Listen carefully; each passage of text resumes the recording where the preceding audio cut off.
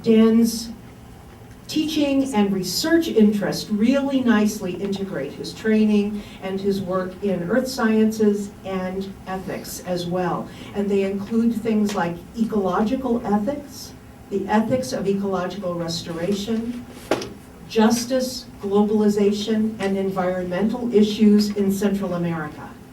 So he's sort of the Renaissance man, exactly the right kind of person for this series. Now he annually, and I don't know exactly how long this has been going on, Dan, but he annually takes a travel seminar of University of Montana, Missoula students to Central America, where they study environmental issues and issues of social justice and so on. And Dan has been working there on that kind of issue since he first lived there in 1978, and he may give us a little bit of information about that a little later on. So again, one of those really wonderful opportunities that our students on this campus have to be guided and accompanied by Professor Spencer through the history and the society and the troubles and the joys of such a beautiful and also sometimes troubled area of the world. I did ask Dan to give me a couple of fun facts about himself, and he came up with some real doozies. I don't know if I consider them fun, but they'll probably stick in your mind in any case. For me, they wouldn't have been fun, but no accounting for taste, as we say in the classics, right? Well, you'll see why they wouldn't have been fun. I think a lot of you may agree with me on this. They're interesting in the extreme. First, when he was a practicing geologist, Dan camped for 2 nights on the edge of an erupting volcano in Central America, which some of you may think would be fun, but I would be pushing it to say that I thought that would be fun. Something even more fun, as the students say, way fun, as the students say. In 1986, he was in Haiti, and he was trapped in a hotel at the time of the Haitian Revolution with about 24 members of the Lutheran Hunger Alliance. Hunger advocates, I guess. I don't know what was the most fun about that, the Hunger advocates or the Haitian Revolution or what, but in any case, that's number 2. And building up to the really fun one, this is a man who has also been arrested and interrogated by the security forces in El Salvador in 1988. To talk about a fun guy. I want to just point all these things out to you to let you know that nothing you can throw at Dan Spencer can scare him, that's for sure. I'm very, very happy to present for a view of various historical perspectives on the human relationship to nature and human life as part of nature by Professor Dan Spencer. His remarks will focus on the theme, Nature in Jeopardy, the Rise of Ecological Thinking. Please help me welcome Professor Dan Spencer.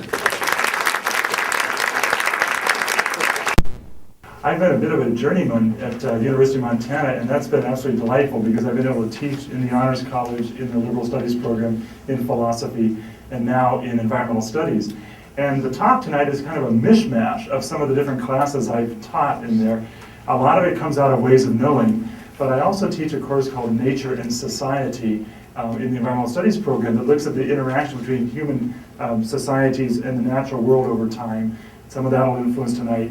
And then I've been really fortunate, as a bit of a fraud, but I get to teach the Introduction to Humanities course and finally learn the humanities education I should have had in college, but now I'm getting by teaching it in the Liberal Studies program, and that's been really fun too. So tonight I'm going to try and weave some of those different ideas together here. And I wanted to start with these quotes that are on your handout there, I think. Get them to come up here. All thinking worthy of the name must be ecological, is one of the quotes there from Lewis Mumford, a 20th century figure there. I guess the top one didn't come up. It's too bad, my favorite one, but you have it on your handout there. If current trends continue, we will not. ethicist Dan McGuire's very pithy statement about what our current situation is. And then Larry Rasmussen, who is my PhD advisor and a good friend, says it here. He says that nature as a community is the scientific discovery of the 20th century.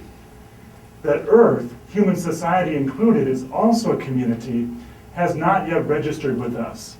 At least how to sustain it as a community has not. Now, all three of these quotes we could talk more at length about, but what I would point out is all three of them presuppose precisely the worldview that I want to talk about tonight. They presuppose an ecological perspective, that all things in the earth are interrelated and interconnected, and they affect each other, whether it's human well-being, planetary well-being, whatever. And so I want to keep that in mind as we begin to move into the talk here. So, here's our starting picture, which we're going to come back to at the end. But what does this mean? Greater Yellowstone ecosystem. What do you pick out of this picture here? Lots and lots of words, lots of information, lots of little boxes. What else? Interconnectedness. Interconnectedness, all right? There's all these lines connecting them, the arrows pointing back and forth and stuff.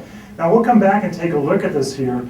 But what I want to point out to you, this is a relatively recent and a relatively ancient way of thinking. It's ancient in the sense of the real interconnectedness of everything. It's recent in terms of getting a scientific grounding and perspective on that. So this is a recent and an ancient view of the Earth. It's one way of understanding the Earth. And what I want to do is to take you on kind of an intellectual journey about how we get to this endpoint from, particularly in Western culture, although keeping in mind that this is not unique to Western culture. It's simply that's the dominant influence on our perspectives here. So this is the overview of a history of a worldview, the ecological perspective, primarily going through the West, but we're bringing in voices along the other ways there. I want to start with some of the ancient and early roots, particularly looking at the biblical tradition and the Hellenistic or the Greek tradition on that. Then I want to take a look at how that feed into a synthesis coming to us is Christianity, which has been largely responsible for shaping the Western world view. Christianity in turn then gave rise to several European movements, among them two important ones, the Renaissance and the Enlightenment. So we'll take a look at what's happening to this worldview as it begins to emerge through those periods there. They in turn give birth to the Industrial Revolution. And I'm not going to talk a lot about the Industrial Revolution except as a backdrop for several 19th century voices that begin to have what I would call here voices of dissent, that protest some of the dominant worldview that comes out of that and are going to lead into an ecological perspective, at least indirectly. So we'll look at the 19th century, the rise of a new vision, a new way of seeing the world, and the 20th century, how this view begins to mature into what we're calling here an ecological perspective. I also would like you to stop me at any point along the way if you've got questions. I'm going to move through fairly quickly on some material here. I want to leave time for questions at the end, but if you've got questions along the way, we can definitely stop and entertain those. Linda mentioned this is the fifth of a six series here. We've had 4 wonderful lectures so far, and I want to recap them just a little bit here because they also come together in our conversation tonight. Our first 2 lectures, the first one by Gary Hawk on the book of Job and the presence of suffering in the book of Job, and then particularly Ron Perrins on looking at the mythological versus philosophical perspectives that emerge in Greek tradition here, really pointed to mythological ways of knowing.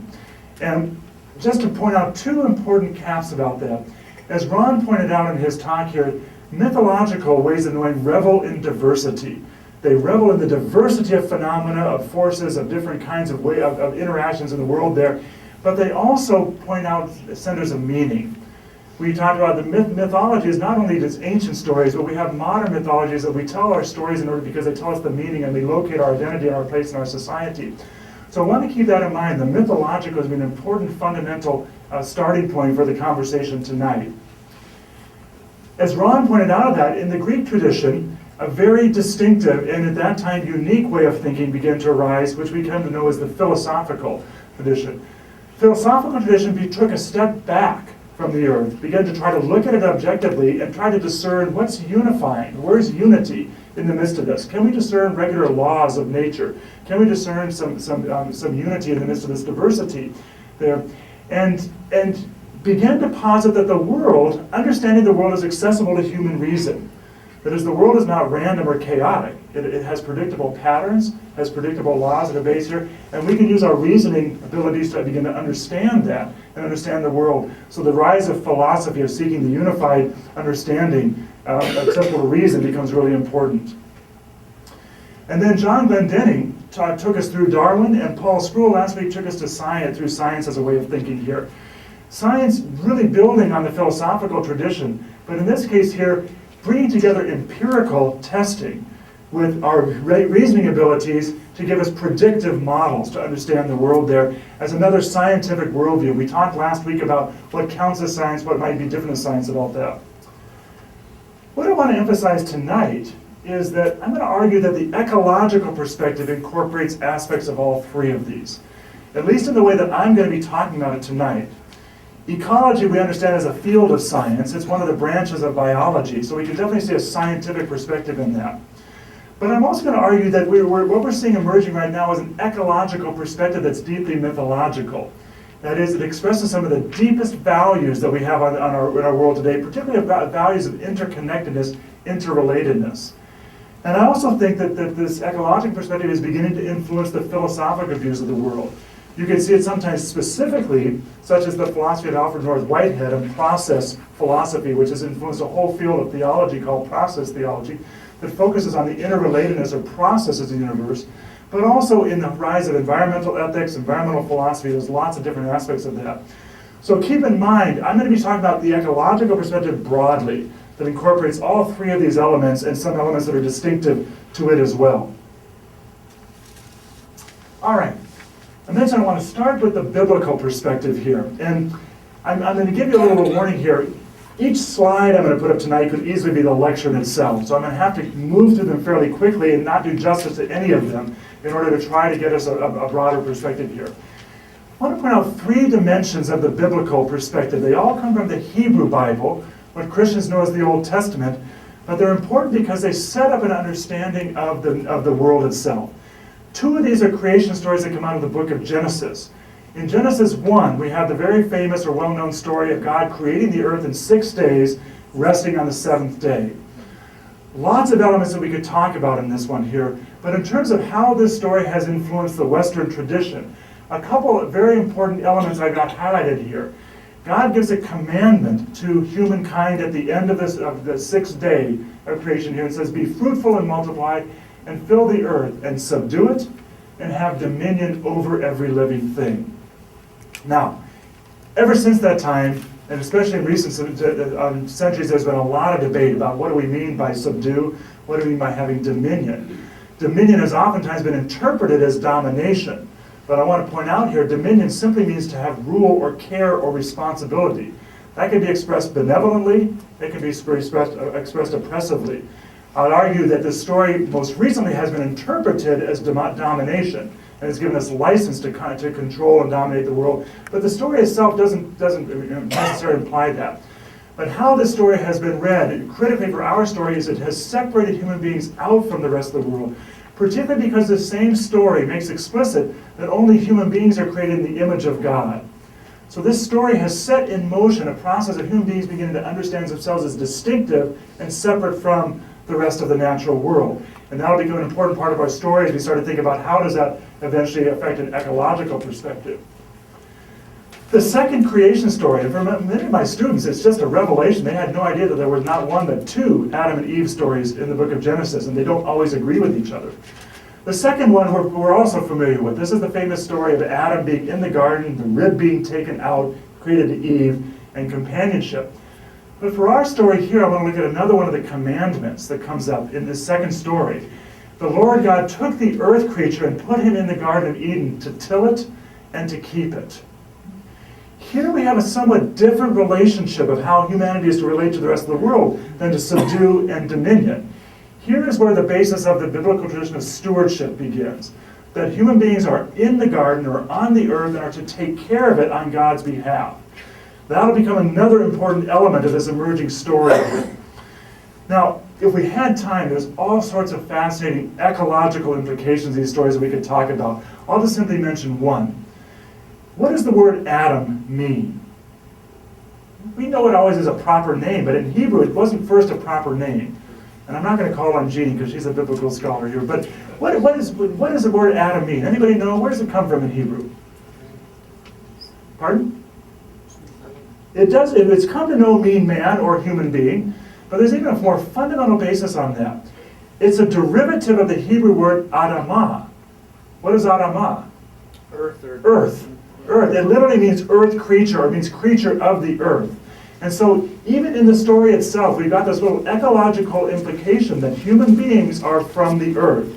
We're derived from the earth, we are earth creatures. And so the stories have all these different elements that we weave together to try to give us an understanding of things. Now, I want to go back to Gary Hawk's talk, at the very first one here, and I'm going to take it in a little bit different direction.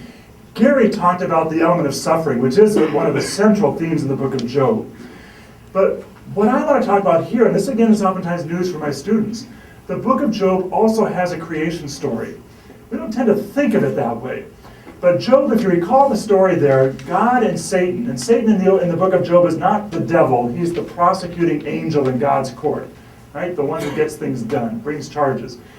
God and Satan have a bet on Job about whether or not Job can withstand suffering, if suffering is imposed there. And through a long series of speeches and discourse between Job and his companions about the nature of suffering and justice, Job wants to put God on trial. Wants God to come and give an account for himself about why he's allowed Job to suffer when Job knows he's innocent. What I want to focus on here is the way God comes and answers Job.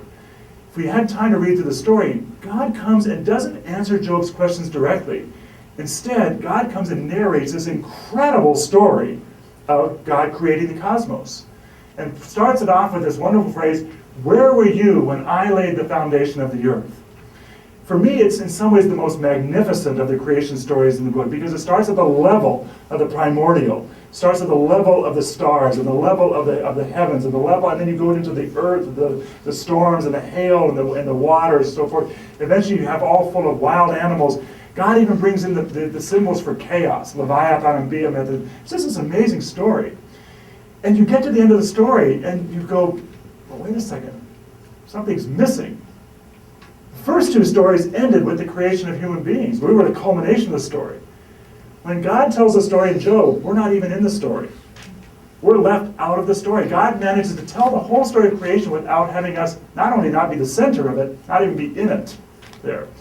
And God does it in a way that I think is really important. It's a radical decentering of the human in this notion there, that the whole cosmos is not built around humanity and human needs there.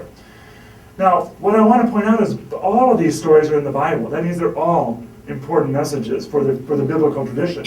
So human uniqueness, human stewardship, and human being radically discentered are all part of that story.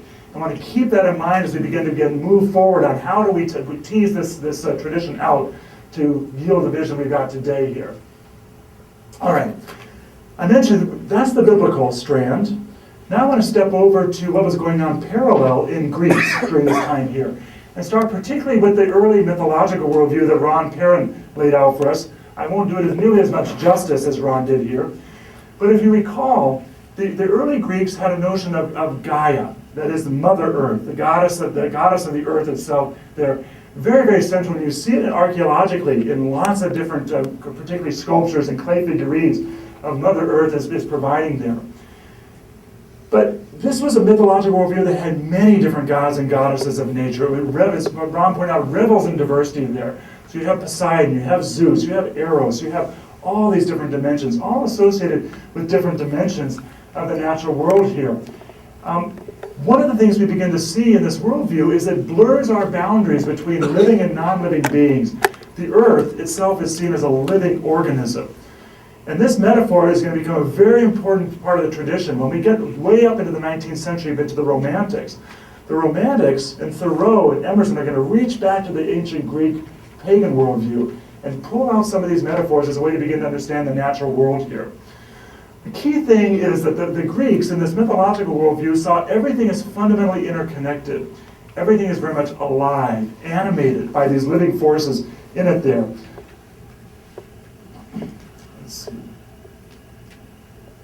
Now, this perspective, however, is going to begin to change in Greek with the rise of philosophy, as Ron pointed out here again. And this is the slide I put together just for Ron here, so I got the pre-Socratic philosophers were these. I look back in just astonishment. It's amazing for me to imagine how somebody could break out of a worldview that was centuries or millennia old and start to view the world differently. When everything in your world would shape you to view it one way, they began to look at it differently here. What the pre-Socratic philosophers began to do was to develop an objective view, nature as a substance with distinct properties. That is, rather than describing nature with reference to the gods or these external forces, they tried to understand and describe nature with reference to nature itself. They begin to see unity in nature, begin to describe it objectively, but notice what this begins to do as well. As you start this process, humanity now becomes separate from nature and begins to reason about it. So we're no longer quite immersed in the same way. We now take a step back and we're studying nature, reasoning about it, but you begin to see a sense of separation of human beings out from this here. But what these pre-Socratics were up to was really fascinating. As Ron pointed out, the first one, Thales, they wanted to know, was there a unifying factor, some unity that's the unifying basis for all reality, the notion here. And so Thales, the earliest one that we know, have record of here, said it's water. Water is in all living forms there. Water changes shape from ice to steam to liquid. So water was the fundamental basis units. And what this began to do was set off a dialogue. And through the generations, each subsequent generation of philosophers trying to understand the world from this perspective. And Anaximander comes along and says, no, it's air. Air is the fundamental underlying reality that unifies all different things here and begins to take shape in different ways there. So you can see he tried to diagram the different elements of that. And we can go through the various different ones. One of my favorites, Ron I think also is fond of him, Heraclitus. Heraclitus said, you're all missing the boat. Change is the fundamental reality of nature. Things don't stay the same. So he imaged it as fire, or flux, or change, as providing the fundamental dynamic in the natural world here. There. But we have a couple other figures who are really influential here, especially when we get to the Enlightenment. Pythagoras, and again, Pythagoras is one of those ones, I look back and I'm just kind of struck in awe, because what we're going to see here is a shift from looking at material basis to an abstract reality. Pythagoras said numbers, numerical relationships, are the fundamental reality in the natural world here. How we can understand things arithmetically, so we can do it through right triangles, we can do the tones of a musical scale, and this is going to become very important when we get to the Enlightenment view, and we'll see thinkers like Francis Bacon and Descartes, and Copernicus and Kepler and Galileo, trying to help us understand the world through mathematical formulas. The ancient Greeks were the ones who got us started in this way of thinking here. It's eventually going to be that part that's going to meld the philosophical into the ecological, and I'll see if I can make my case as we get forward on there. And then we finally have Democritus, who, amazing me again, without any aid of telescopes, microscopes, any of the technology we have today, hypothesized atoms. These fundamental tiny little building blocks that in various different combinations would yield different kinds of forms and stuff. But the pre-Socratics shift our thinking now as to a way to start looking at the world. And one of the, I would say, probably sort of unintended consequences is human beings begin to separate ourselves out from the rest of the world as the observers, the studiers, the reasoners on the rest of the world. Two critical figures in this process, Plato. I'm not going to talk about his teacher Socrates so much, but I'm talking more about Plato here. And again, just to recap some of the things that Ron was alluding to us a few weeks back ago. What Plato was seeking was a reliable ground for truth and knowledge. And this, of course, is going to become the basis of philosophy. What philosophy is going to continue to do, we'll see Descartes has the same quest when we get several thousand years later in this notion here. But what Plato posited is for something to be reliable, to be trustworthy, it had to meet a couple different criteria. It had to be eternal, and it had to be unchanging. What this did was rule out most of the material world, because people could look at the world and say, well, bodies decay, mountains wear down, streams flow away. Those things are changing. They change, possibly begin to decay.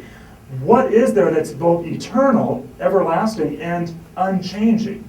And this is one of the reasons why Plato was so attracted to mathematics initially. Think about the number 2. Does it disappear? Does it decay? It's an abstract reality, but it's eternal. It's always going to be the number 2. or the number 5. So what Plato begins to think is that the ideas, the forms that things have, are really what's unchanging in reality, and then everything that we see materially is a temporary expression of that, but behind it is an eternal idea, an eternal reality. And so we see the shift to the realm of idealism or abstract thinking as the basis for beginning to understand our world here. Again, will become a very important component of this worldview as we develop here.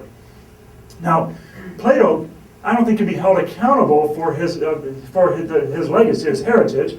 This is one of the things that none of us know how people in the future are going to use our ideas. But Plato also, I think, is one of the sources, not the only one, but one of the sources of dualistic thinking. But for Plato now, there's two really important elements in the world. There's the soul, and the soul is eternal and unchanging. And then there's the realm of body or material or matter, and that decays. And so human beings are, in some sense, dualistic creatures. We have a piece of eternal soul trapped in our bodies that longs to return to the great soul, their eternal soul, but it's temporarily in this lifetime trapped in our bodies. And that dualistic thinking will become incredibly important through the lens of what is known as Neoplatonism when we get to Christianity. So keep this follow your mind here. Now, I need to pause here. My partner is a philosopher, and every time I explain these kinds of things, he just objects strenuously to everything I say because these are all gross oversimplifications, generalizations, which I recognize. My defense is, and I don't know whether it's a good one or not, is whether or not these are what those thinkers actually thought. This is how they oftentimes were heard and how their influence continued on in the tradition. And so I'm hoping that's a safe way to get around the not being always fair to them as well.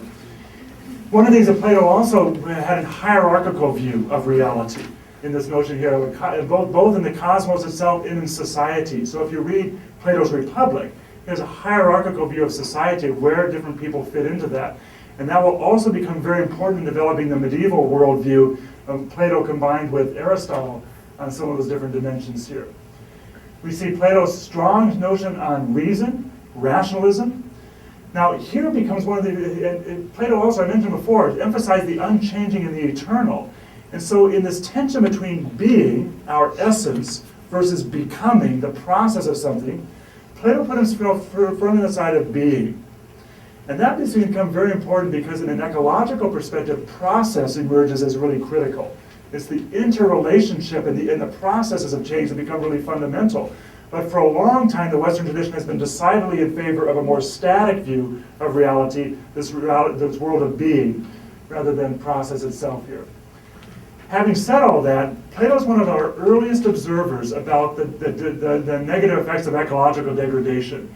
He recognized what was going on in the Mediterranean world with deforestation, with loss of soil, these kinds of things. So ironically, I would argue his worldview in the future is going to contribute to some of that very ecological degradation.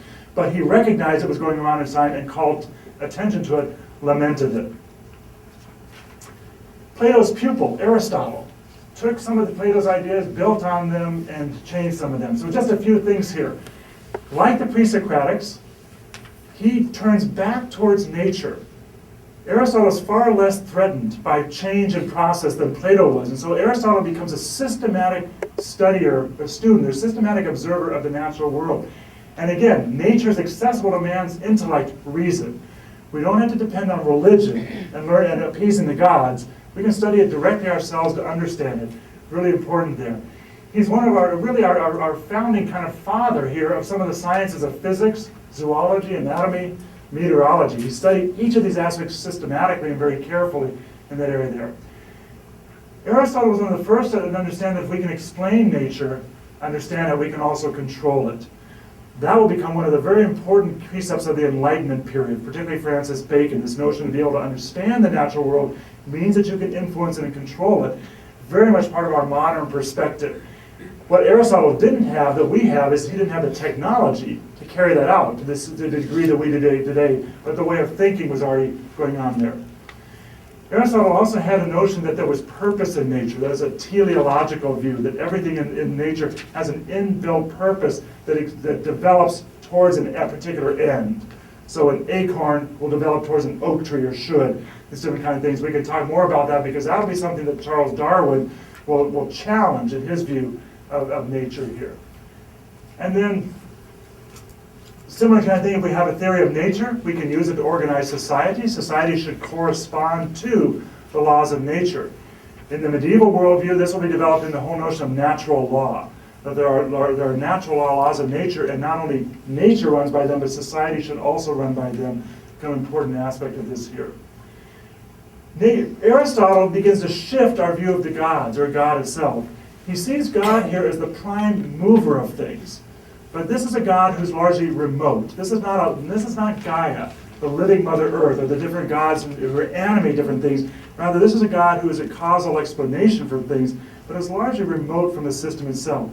So what I hope you're beginning to see again now is in both the biblical perspective and in the Greek perspective, we're beginning to see human beings separated out from the natural world through our reason, our rationality, by being created in the image of God. Each of these begin to separate us out from how we see ourselves in the world here. And they are going to come together in the Christian worldview. Christianity brings together the great streams of the Hellenistic tradition and the Hebrew tradition into a worldview that is going to really set the perspective of the West here. Again, I'm going to do great injustice to Christianity. I teach a lot on this area here, but I want to just point out some of the main themes. We're going to cover 1,450 years in about 3 minutes here. So be prepared. What does Christianity take from these two different streams? Well, in terms of the creation understanding, it largely draws them from the Hebrew Bible perspective there. So we see a strong emphasis on humanity, and here I have it in quotes man, because for a long time it was a gender viewpoint. It was men who were given dominion here, although the biblical tradition makes it clear that it's both male and female. But that man is given dominion over nature from God, and they draw this from the Old Testament, particularly from Genesis 1. God, in most of the Christian tradition, is primarily transcendent over nature. And it's very easy to demonstrate how influential this thing remains today. Ask any group of first graders where God lives. And what are they going to say? Up there in heaven, right? Even though there are lots of different things of God's immanence, of God being present in the world, our dominant worldview is God lives up there. God is transcendent over. And that begins to really develop as a strong theme in the West here. Notice again how very different from the the Greek mythological worldview here. Nature is transcended by God in heaven. One of the dominant images that's going to emerge in Christianity is human beings are pilgrims. We're sojourners. We're here on earth a short time, but where's our true home? Heaven with God. So we're going to see again a sort of a devaluing earth because our ultimate destiny is not the earth here. We also see that in most of their history, the monotheistic religions have been fairly intolerant of other religious traditions, whether it's Islam, Christianity, or in some cases Judaism. And so when Christianity becomes allied with the Roman Empire and then with political powers after that, part of its mandate or part of its mission is to stamp out non-monotheistic religions, paganism, animism. Lynn White has a very influential essay. He was an Episcopalian layman in 1967, wrote an essay called The Historical Roots of Our Ecological Crisis. And he said one of the things that happened as Christianity began to stamp out paganism was it began to stamp out places where people held reverence for the natural world, such as sacred groves or sacred sites. And so there's a desacralization, or making unsacred the earth itself, because the religions that formerly held them sacred are no longer allowed to practice there. So we see that kind of effect beginning to develop as we move along here as well. But there's some counter things that are important on this. Christianity also celebrates very front and center what's known as the incarnation, that God enters the world through God's Son, that God takes on flesh and comes into the world to redeem the world. So there's some worldly elements that go on in here. This will become important in a modern day kind of notion of Christian eco-theology. Teach a class on that too. It's really fun to look at that. One of the things that Christianity develops from Aristotle and Plato is a hierarchical notion of the world called the great chain of being, this cosmic hierarchy. And I'll talk more about that in a little bit here, just a moment here. But largely this strong focus on heaven, the eternal, which is perfect, ideal, and spiritual. Here's the legacy of Plato, refracted through this tradition known as Neoplatonism here. And an ambivalent view of the earth. Christianity always says that the earth is created good. But there's an ambivalence there about when the fall happened, when human beings fell in the Garden of Eden. did the rest of the earth fall with us? And there's no real consensus in Christianity about that. And so, at the very least, the earth is seen as temporary, our temporary home. Salvation is where we're headed on that. Okay, hanging with me so far here, I want to just say one more thing about the medieval worldview. This is this great chain of being, is this kind of hierarchical worldview. And again, when I teach this in class, it's really fun because I just simply ask my students to do free association. And I tell them, I say, which is more important, a rock or a plant? And I'll say a plant. Which is more important, a plant or an animal? Animal. Which is more important, an animal or a human? Human. They just construct for me this value system that's deeply ingrained in our Western notion here. It comes from this notion here, and it's reflected in our very words. Inanimate means without spirit, without soul. And so the things that are the base, pure matter, which is without soul, is at the base of the chain. Pure spirit, or God, is at the top. And everything in between has gradations between those. So plants have more spirit than matter, but they have less than animals. Animals have more than plants, but they have less than humans. And you go right up the chain there. Within each of these categories, there's further breakdowns. So historically, men were seen as more rational, more spirit-oriented than women. Women we reflect in our terms like Mother Earth notions here. But what came about this great chain of being was it's hierarchical. So it's on a chain here. It's dualistic, spirit over matter, male over female, reason over feeling. It's a fixed, static worldview here. But importantly, and this will emerge later, it's interconnected as well. That is, each of these different areas there have some degree of interconnection. And that will become important when we start to think about an ecological, interrelated worldview here, coming back to this notion here. And yet, which way are humans supposed to aspire? Up or down? Up, right? You could just say again, if somebody says you're acting like an animal, most of us don't take that as a compliment. Right? We're acting lower than our station on the great chain of being here. And acting angelic, probably pretty good. Right?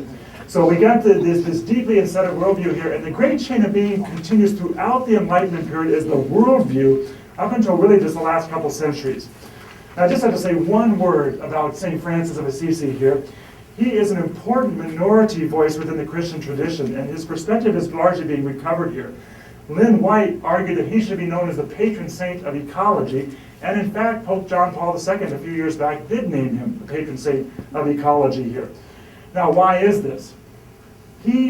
What Francis did was to take Christian doctrine and shift the emphasis away from dominion and towards stewardship, towards careful nurturing with the earth there. He also really strongly emphasized our interrelatedness with other plants and animals. So he viewed plants, animals, and earth as part of a fellowship of God. As you move away from a hierarchical view and you move much more to kind of a family or a fellowship perspective. And he emphasized the kinship that we all have with other dimensions there. So he viewed all creatures as equal, not in a hierarchy. Radical view for his time when everybody just knew the world was hierarchical. He breaks that here.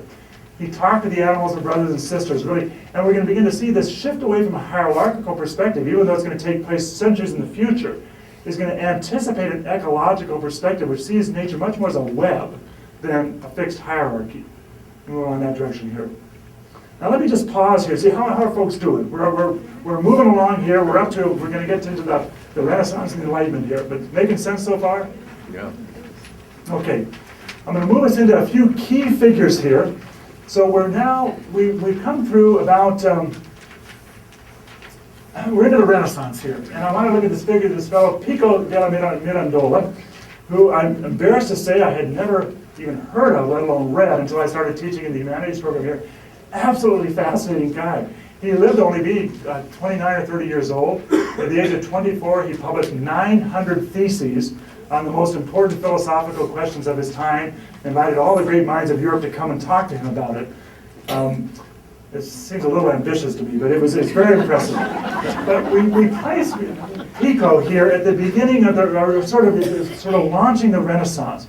And Renaissance again means rebirth. It's this rebirth of the classical era of Europe beginning to reach back over Christianity, back to the ancient Greek and Roman world for those ideals, and then bring them back into Europe and rethink their station there. And when Pico publishes this text called the Oration on the Dignity of Man, which is enormously influential at the time there, it does several different things here. It reverses the medieval trend to focus on human sinfulness. The strong trend in much of the medieval period focused on human sinfulness, on the fallenness of humanity. Pico focuses on human potential, human capacity, human promise. He lifts us up.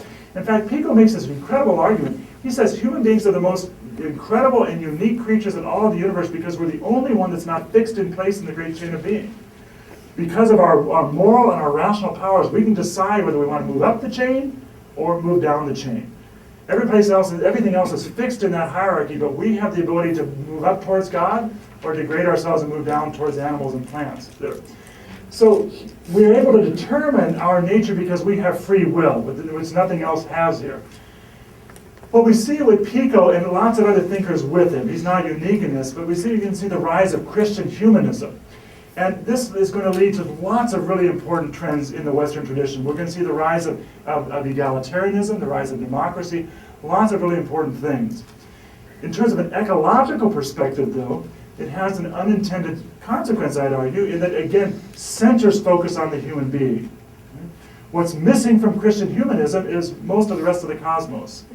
It's going to focus on human potential. And so if you go back and look at the great artwork of this period, of Michelangelo, Leonardo da Vinci, celebration of the human body, celebration of the human different aspects of things. There's also an aesthetic appreciation for nature, but it's this focus on the human that becomes really central as we move along in this period here. Two key figures of the Enlightenment, and I could pick lots of different ones, but I want to talk about one philosopher and one scientist here. René Descartes, important French philosopher, really understood as the father of modern philosophy. And there's several reasons for that, many of which I can't really talk about tonight. But remember what I said about Plato. Plato wanted to have a firm foundation for knowledge. How can we know what we really think is trustworthy or really real on that? And so for Plato, he turned to the realm of ideas because they were unchanging and eternal. Descartes has a similar question. How can we have certain knowledge about things? For Descartes, he starts then with doubt. He makes some really interesting observations. A couple I use with my students. Any of you ever had a dream that was so real that when you woke up, you really couldn't tell whether that was a dream or real before? You were just kind of disoriented on that. Descartes said, well, how do I know that I'm not really dreaming right now? And for you, this could be a really exciting dream, or it could be your worst nightmare to be stuck in a lecture hall like this. But how do you know whether or not this is really happening or this is just a dream? And Descartes said, our senses betray us. We really can't know that. The other thing, well, what did people do in that time? They said, well, let's turn to the ancients. They have all this great knowledge. And Descartes observed, he said, I had the best teachers in all of Europe. And what I found out was there was no opinion so absurd that at some point in my time, somebody really brilliant had argued it. It's more smarter than I was. That everything had been argued all over the place, and they didn't agree with each other. So he couldn't trust his senses. He couldn't trust what ancient authorities had told him. What's a poor philosopher to do? And he's doubting everything. He suddenly reaches this point here, and he says, aha, the only thing I can't doubt is that I'm doubting, that I'm thinking. And so thinking becomes the basis for Descartes to start here. And it's the way we get the famous line, I think, therefore I am. Now, can I tell my really bad philosopher joke at this point? You've probably all heard this before, but it's a great Descartes one. Descartes had a really rough day. He's at the end of the day, and he's been thinking and thinking and thinking. He's really tired. So he goes down to the local bar, and the bartender says, oh, Renee, I'm so glad to see you. How about a gin and tonic? And Descartes says, oh, I think not. Okay, bad joke. Captive audience. So Descartes here, how does he fit into this story again? One of the things that gets with Descartes, we see a similar pattern to Plato. Descartes emphasizes the realm of thinking as where reality is based on here. And from Descartes, we get a very strong mind-body dualism.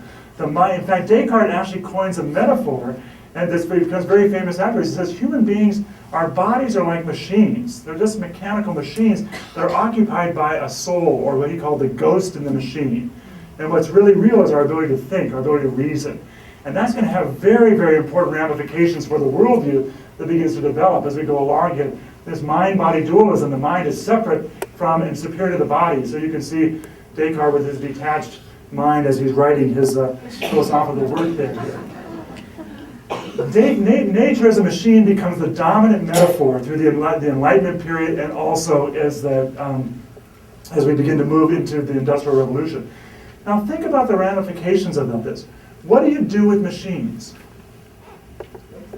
You make things with it, right? You can make things with it. If a machine breaks down, what do? You fix it. You can tinker with it. You can take the carburetor out, right? And are the wheels any worse off for it?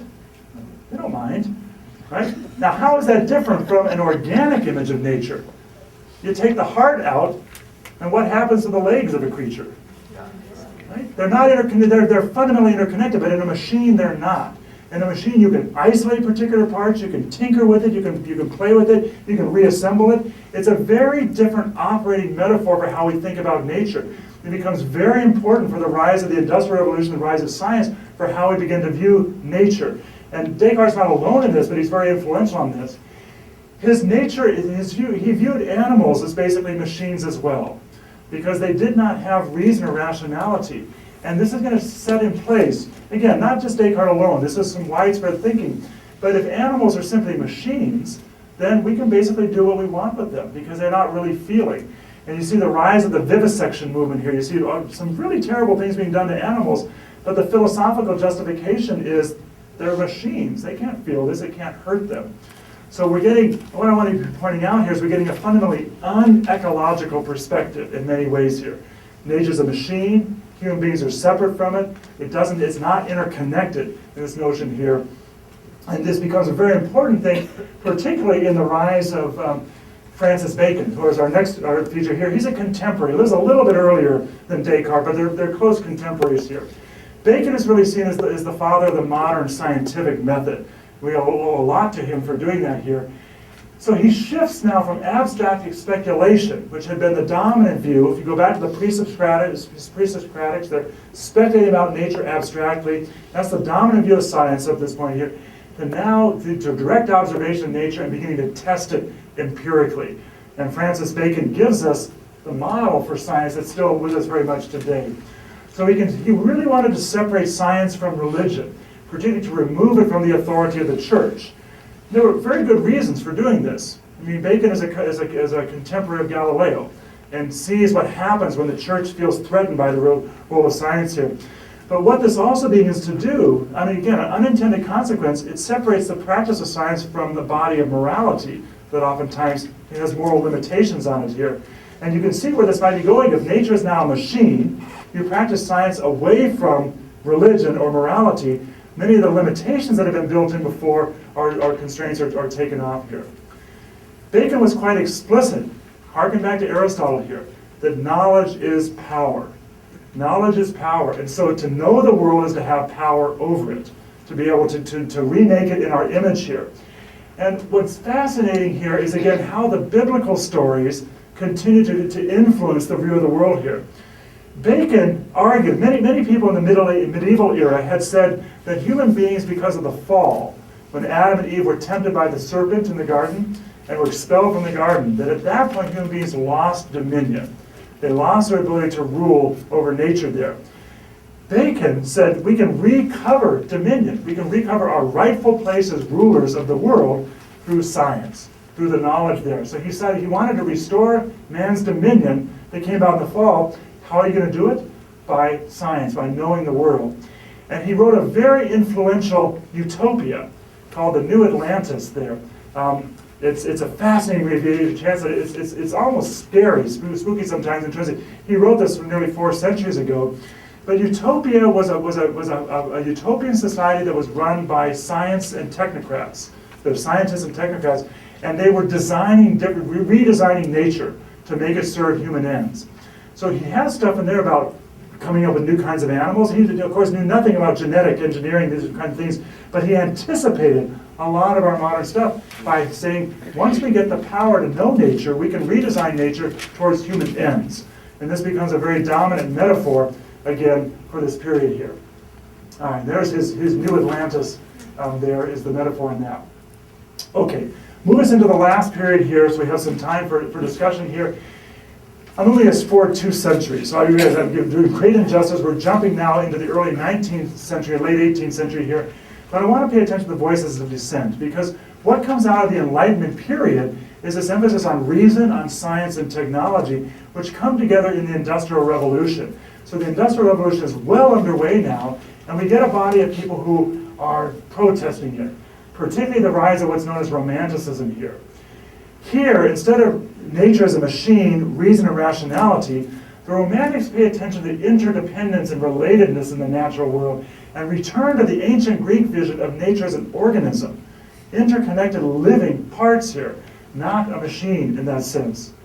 And so you get this strong reaction to the Enlightenment values of rationality, the intellect, and reason. Romantics want to emphasize sensuality, emotion, imagination, as what really means to be human in this point here. They're very sensitive to what was happening in the Industrial Revolution, destroying the natural world around them there. And so, I put up here one example. We could look at William Blake, there's lots of different folks here, but I love this particular poem by William Wordsworth, "The World is Too Much With Us." It really expresses this viewpoint here. Let me just read it together with you here. "The world is too much with us, late and soon, getting and spending we lay waste our powers." There's the image of the Industrial Revolution.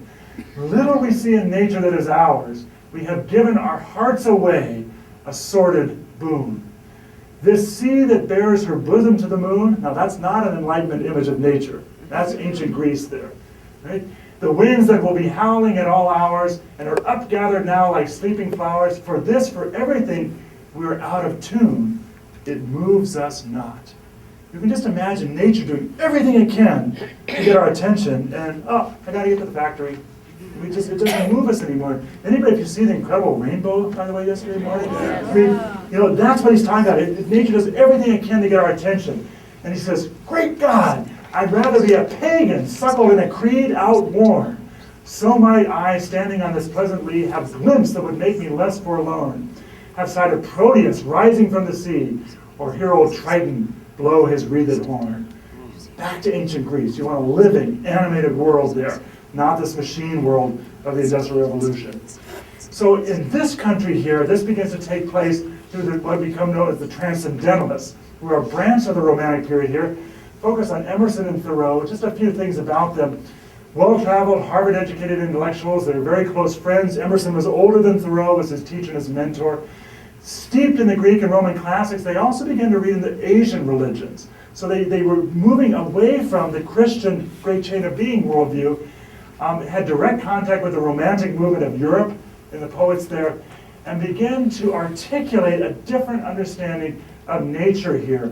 Really explicitly began to move away from the Christian doctrine of the church here. Our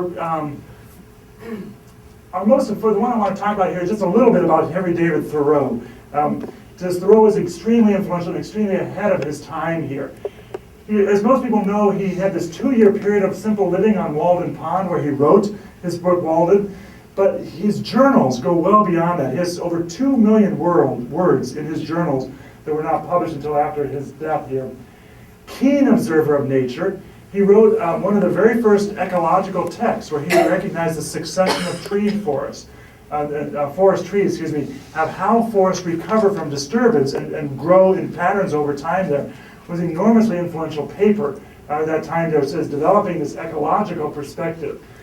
But he was constantly tugged between these 2 poles of nature. He had a strong scientific orientation, but he also had a strong mystical bent.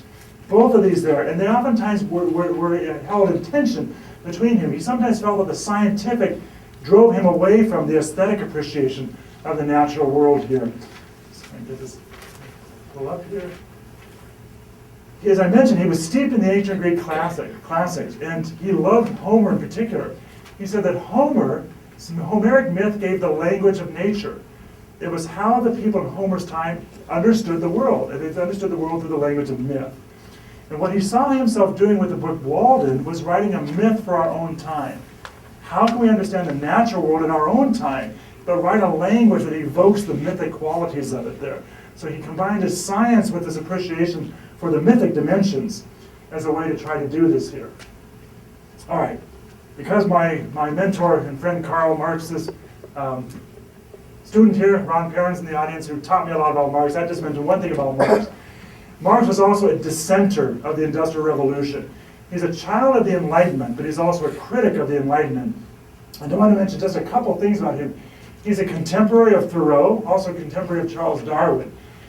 He draws attention to the way capitalism, the Industrial Revolution, is leading to alienation. And I won't develop these too much here, but he said there were 4 ways that the capitalist work process, we become alienated from ourselves, we become alienated from others, we become alienated from the work process itself. You can imagine working on a factory line or assembly line. But precedently, he also said we become alienated from nature.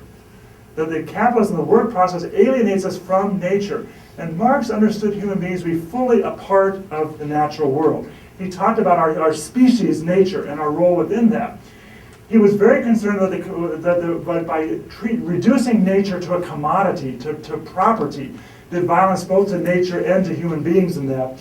And he coins this interesting metaphor. He said, nature is man's inorganic body. He said, this is our organic body, but we don't live this alone. We live constantly by interacting with nature around us there. So he said, in some sense, nature is our body extended out to us here. It's an early ecological metaphor that I think is really, really interesting in Marx, really profound. Having said that, Marx was still largely anthropocentric. He still wanted to focus on human beings. He was concerned about liberation for human beings. But he understood human beings as being profoundly tied up in nature. Marx was deeply influenced by one of his contemporaries, and I'll see about it. Here's a trivia question for the evening here. Who did Marx want, and in ways of knowing instructors, you can't answer this question. Who did Marx want to dedicate Das Kapital, the capital, to? Anybody know? Lori, do you know? I gave Richard's lecture. Oh, he wanted to dedicate it to Charles Darwin. He was deeply influenced by Charles Darwin, who's going to be our next figure here. And Marx saw himself in many ways accomplishing in the human social realm, looking for the laws of society, what he saw Darwin doing in the biological realm. Now, Darwin politely declined, so he didn't end up getting dedicated there, but he was deeply influenced by that. And so it's an interesting perspective to keep in mind. Okay, this brings us to our central figure for the ecological round. We go another 10 minutes and then we'll open up for conversation here. Charles Darwin really is going to be the critical figure for the rise of ecology as a science here. And I won't go through this too much in length here, but as John Van Denning took us through a couple weeks ago here, what Darwin was not the first to posit evolution, but he gave us a mechanism. It was natural selection that began to help us explain the history of life there. There were some important different things that we talked about before. With Darwin's view came this notion of deep time. The Earth was not simply 6,000 years old, it was hundreds of millions of years old. And think about, again, what's this going to do in terms of decentering the human as part of the story here. What's really interesting about here is Darwin points out 2 things. All life is interconnected in the present. That's going to be an ecological perspective. But he also says all life is interconnected through time. That is, we've all evolved from earlier common organisms there, and so we're interrelated through time. And we see that today through our genes there. We can compare the similarities we have in our genetics with chimpanzees, with other forms of life, and get a sense about that. So now we're beginning to move into this strong sense of interconnectedness of all life here, in this view here. It comes, of course, because variations can occur randomly, and then the survival of variations depends on their relative fitness. Not all creatures can survive. This can have an ecological implication. Our survival depends on how well we do vis-a-vis other forms of life, both in our species and other species there. And so again, notice the interrelatedness of the world now is going to become very important as we begin to move through this here. All right. Darwin's theories then redefine nature as a process, as a change. We're away from the static great chain of being, a hierarchical view, now into a dynamic process of moving along things here. Now I'm going to move through a couple of these just fairly quickly here. We get the actual term ecology from Ernst Haeckel, who was a contemporary, lived a little after Darwin there, coined the term ecology in 1866. So it's been around really just about 150 years there.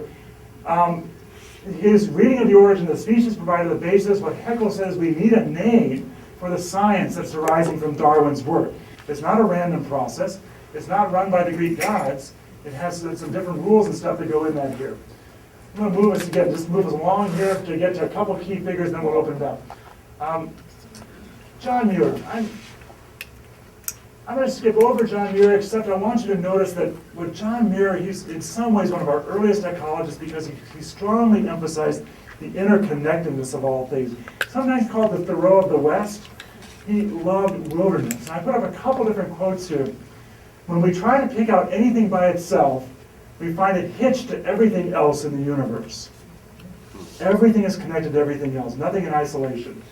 The universe would be incomplete without the smallest transmicroscopic creature that dwells beyond our eyes. Everything in the universe has a place in this bigger scheme of things.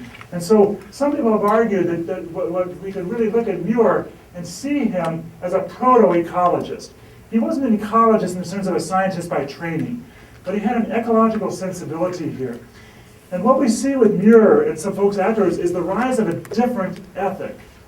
We've seen most of the Western history has been dominated by an anthropocentric or a human-centered ethic.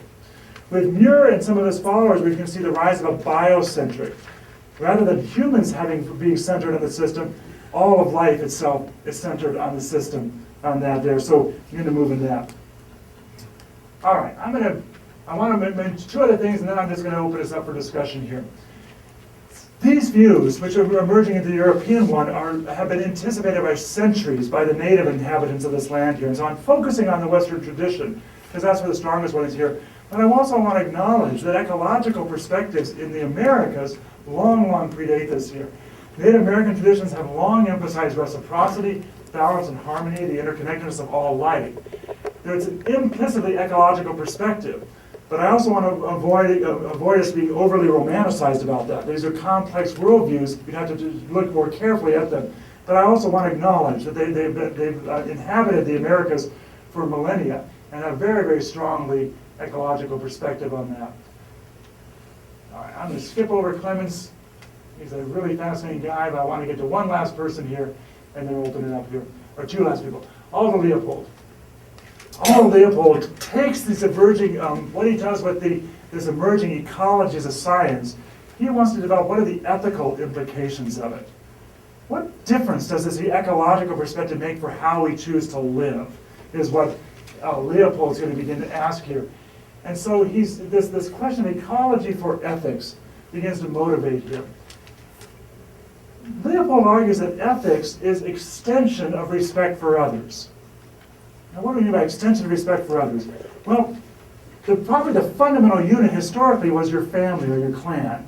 And so the only people who had value for you were the people in that clan. Eventually that begins to extend it out to maybe a tribe. And so you have respect for that value in that tribe. Maybe that gets extended eventually to a nation state. Eventually it gets extended to all humankind. But Leopold says we can continue that process and don't just stop at the end of the human beings. What about all of life? Extend moral value to all of life itself. What would it begin to look like to imagine all of life as our moral community? And that's what he begins to develop, to extend it to the land itself. He develops this in what he calls the land ethic. And let me just give you a couple quotes from the land ethic here. All ethics, so far evolved, rest upon a single premise, that the individual is a member of a community of interdependent parts. His instincts prompt him to compete for his place in that community, but his ethics prompt him to also cooperate. So we've got this tension between our instincts to compete, our ethics to cooperate. We see this in the human community. The land ethic simply enlarges the boundaries of the community to include the soils, waters, plants, and animals, or the collectivity of the land itself. So how do we understand this? We extend it to the land itself here.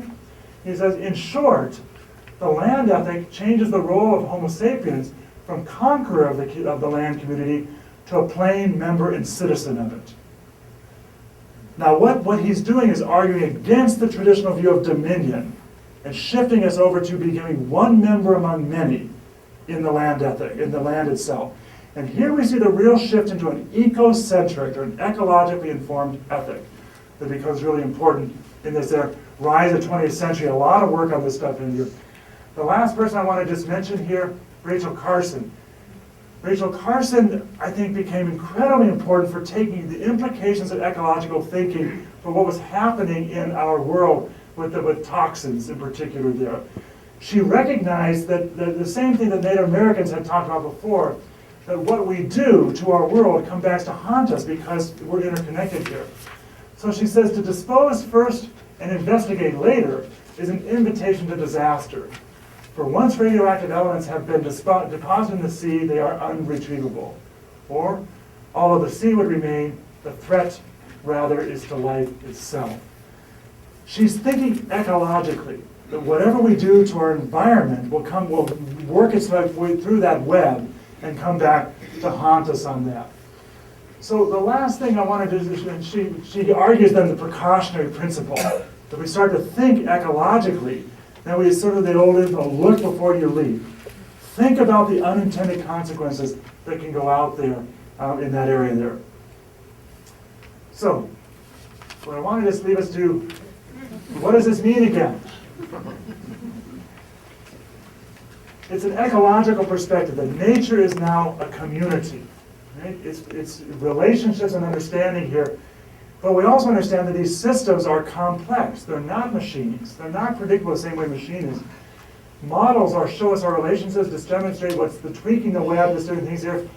In this particular one, you can't see it, but if you were to come up here, this reads elk. All this is an ecological perspective from the perspective of one of the creatures. That's what the world would look like from an elk's perspective. We could also have a soil microbe. We could have a human being. But notice the fundamental, all the different factors that are going into making up the web of the world there. And so the question I wanted to leave is just a couple questions here. Will ecological thinking become the norm of the 21st century? It's certainly a pervasively important way of thinking, but our world still largely operates out of an Enlightenment worldview. Largely a machine, a mechanistic worldview, a modern perspective, human beings in the center, rational, technology-oriented. Will we be able to shift into an ecological perspective, not only at the scientific level, but the mythological, the philosophical? And I give you two challenges I think that are going to really raise us to think about this here. Global warming and climate change are going to force us to have to think ecologically, that everything is interrelated and interdependent here. And if we're not, we aren't going to be able to address it simply as a technological challenge. We're going to have to address it much more pervasively on that. The other one that I work with my students on here, that I think is fascinating here, is the global economy. The global economy increasingly sees the human world as interdependent, but I think it still largely operates without any awareness of the ecological interdependence of the world. It's a case study of two colliding worldviews. We increasingly see the human world is interconnected, but if you go back to that initial quote from Larry Rasmussen that's on your sheet there, we haven't figured out how to integrate that into an ecological Earth perspective. So with that, I will stop talking here, and if we have a few minutes for questions here.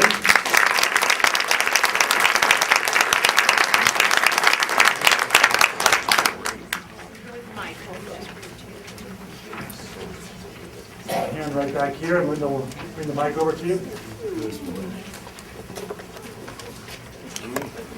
Do you think we're improving ecologically or going the other direction? Do I think we're improving ecologically or going the other direction? Both. I mean, that's a terrible way to say it. Some things we're definitely improving on. We've seen some places where my partner is a restoration ecologist, and I find a lot of hope in ecological restoration because there are places where we're actually restoring damaged ecosystems and going and how we improve that thing. So there are signs of hope. The overall trends are still pretty ominous. I think the big trends are still really troubling. The question now, I think, for the vast majority of scientists is not if global warming, but how much global warming and what kind of effects that's going to be. We're still degrading a lot of ecosystems. We're still harming a lot of things. So I find a lot of hopeful signs, but the big trends are still really problematic. It hasn't, I would say, this may be the understatement of the day here, but ecological thinking doesn't seem to have gotten into the White House yet. It doesn't seem to be shaping policy at the most fundamental levels, and that's one of our biggest challenges. How do we get it to start shaping policy? We have some really good examples. I think it does shape some policy like here in Missoula. Some areas of local government it's happening, but it's not happening in the big places yet, and it needs to.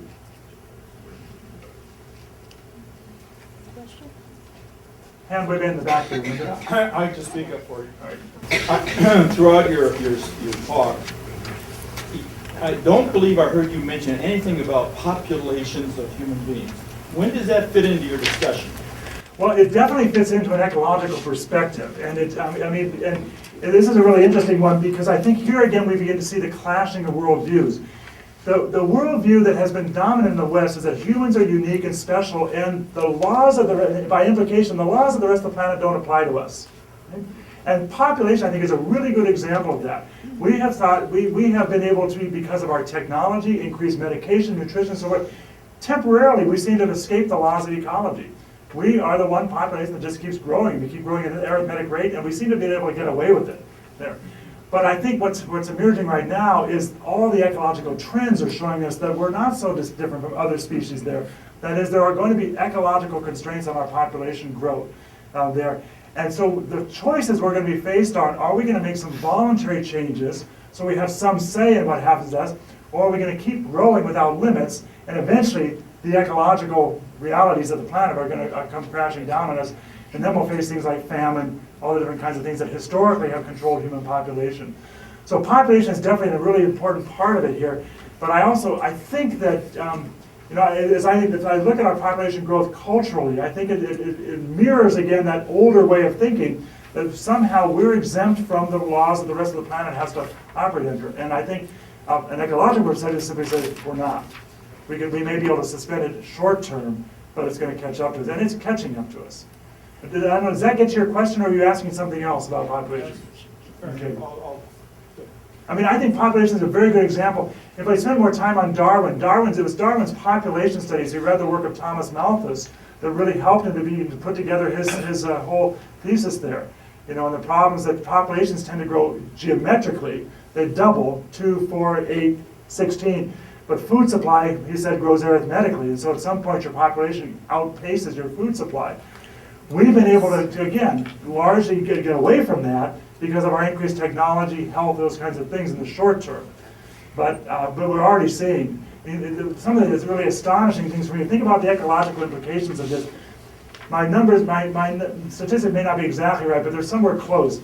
Scientists estimate that about 40% of the photosynthesized biomass right now on the planet is being used by humans, either directly or through growing crops or feeding animals or harvesting things. About 40% of the photosynthesizing energy that the planet receives and absorbs and processes is being used by one species, which leaves about 60% of the sunlight available to the other 15 million or whatever else we have out there. If we're really all interconnected, think about the implications of the planet, of that kind of hoarding of that kind of energy. Let alone what, of course, happens when we process that energy and release the byproducts back out into the planet. There's where global warming, there's where all these other toxic things come there. And again, that's the product, I think, of an unecological way of living on the planet. We simply don't look at the ecological ramifications of our actions in that sense that we're starting to. But the question is whether we can change soon enough to do that. Yeah. Ecological thinking compatible with capitalism? The question is ecological thinking compatible with capitalism? Well, depending on how you define capitalism. Traditional capitalism, I would argue no. And here'll be the reason why. Traditional capitalism is premised on continual growth. It's continued growth of markets, continued growth of access to resources, continued growth of consumption. Ecology is based on limits. Species are held in check by ecological limits that come in place there. And so this is where it gets back to your population question here. If you think about this being the Earth, and at one point the human beings held about this much here, now we have about this much of it here. Eventually we're going to consume our way out of what the Earth has here. It's one of the very sobering things about our global economic model right now because we're trying to export a US-based lifestyle. But it would take another 5 planets to have the whole population live in our lifestyle in the US. We simply don't have the resources to do it, let alone the ecological sustainability. Now, having said that, there are some very creative efforts going on right now, what are called natural capitalism or green capitalism. What they're trying to do is to still use the dynamic of the marketplace, because there are some very helpful things about market dynamics. Market dynamics can really help us to spread out resources in ways that are much more efficient than, say, than economic planning. So they're trying to use ecological models so that the waste product of one factory becomes a natural resource for another one. Instead of putting in the air, putting in the ground, you have, if your factory produces soda ash, then it goes into this factory which produces fertilizer, which then uses the energy from that. So they're building ecologically based feedback loops that are modeled on ecosystems. There's a wonderful new field called biomimicry. Some of you may know Janine Benyus. She lives in Stevensville. We're really fortunate that it's located right here in Montana, trying to mimic ecological and biological ways. And those folks are trying to combine that with a market process so that it would still be able to work within a capitalist framework, but it would have to get rid of the assumptions of unlimited growth that capitalism currently is based on. So I realize I keep giving these namby-pamby yes and no answers, but what I want to say is I don't think capitalism in its current form is by any means ecologically sustainable. But I also don't want to be hopeless and say that that means there's no hope for change. I think there's some very interesting work being done about how to then build on laws of ecology to take the best of that system. Yes? Could you briefly compare the Western view, ecology, and the Eastern view, especially with the rise of China, et cetera, in the world today? The question, could I compare the Western view of ecology with the Eastern view, particularly the rise of China? It's an interesting question here, and again, what I would have to make a distinction between is traditional Eastern views that come out of religions such as Buddhism, Confucianism, Shintoism, or the Asian or the Indian subcontinent Hinduism, which have very strong cyclical views, oftentimes, of the natural world, and each one is a fairly complex system, so I don't want to be generalizing too much, but they have some inbuilt kind of natural processes as part of their cosmology. However, those views increasingly, I mean, the dominant religion in the world today is consumerism. It's Western consumerism. It is capitalism. It is. I mean, one of the articles I have my students read about this it analyzes consumerism as a religion, and it says it simply has been the most successful, most rapid growing religion in the world. It has the most adherents. We build temples all over the place. We call them shopping malls, but they serve efficiency as temples. We devote enormous amounts of resources to it, and so, while China has a philosophical and religious grounding that's very different, China is moving full force into the world of capitalism under free trade. And so the policies that are governing China and those places like that are not grounded in their indigenous ways of thinking. They're grounded in a Western form of philosophy, which is capitalism. So I don't know if that gets to your question there.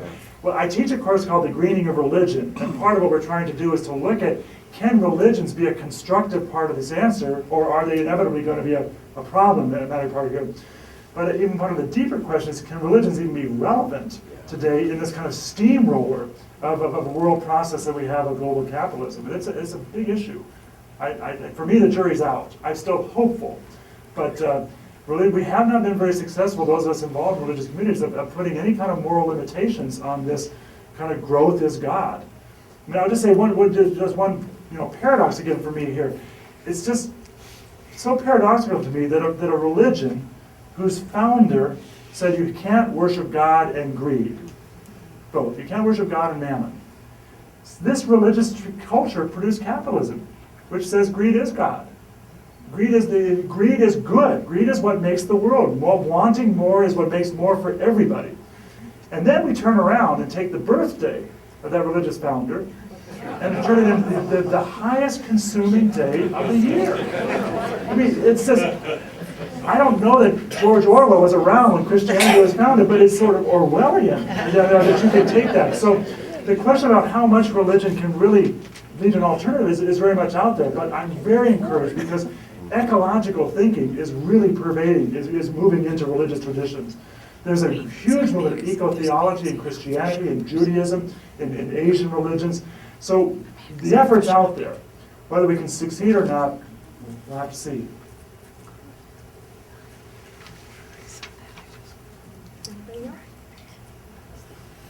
Well, if anybody else has a question, why don't you come down and ask Professor Spencer? And next week, we have our final presentation, which is going to be a panel discussion with all of the presenters. So come on back next And week. those question sheets are still out there, right? If they want to fill out a Question sheets question are for this still panel. out there on the table, so if you want to write down questions and give them to us in advance, otherwise come and just ask your questions when you're here.